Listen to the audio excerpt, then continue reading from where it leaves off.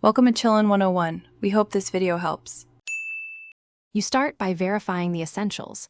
Make sure your iPhone model supports 5G and that the carrier plan includes 5G service, because hardware or plan limits stop you immediately. Once done, update iOS to the latest release so compatibility issues are avoided. Next, open Settings, tap Cellular and turn cellular data on, then choose Voice and Data and select a 5G option. Do this now to let the phone register on the network and acquire a 5G profile. Now you refine connection behavior. Choose 5G Auto to balance performance and battery, or 5G On if you need maximum throughput, because the phone will then prefer 5G even at higher power cost. Make sure Wi-Fi Assist isn't conflicting. Disable if you want pure cellular testing. If registration fails, install any carrier settings update, remove and reset the SIM, and if necessary, reset network settings to clear stale profiles.